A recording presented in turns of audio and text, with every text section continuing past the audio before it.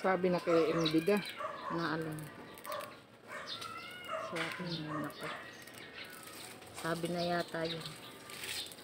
Bingi kasi. Parang yung nilagyan mo ng ano, yun lang, yung nilagyan mo ng ito, nilagyan mo ba yan?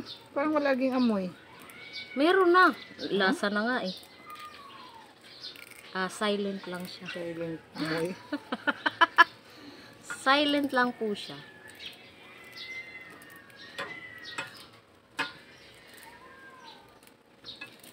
Hey guys.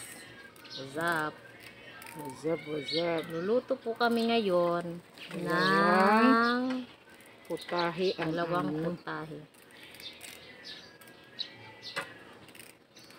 Tinola at saka adobong gata.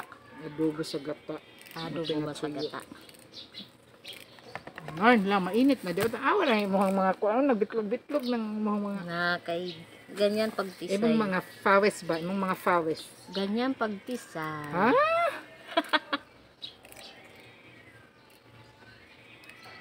Hello. Ang ano ng mga pusa.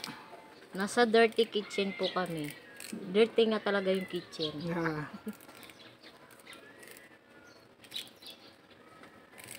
Yes. Outside cooking nga eh.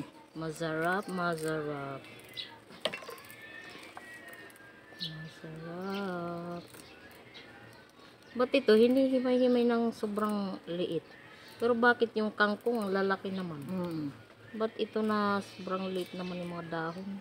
Nakasanayan lang yun. Kailangan isa-isahin. Healthy Guys, living. kumakain kayo nito guys.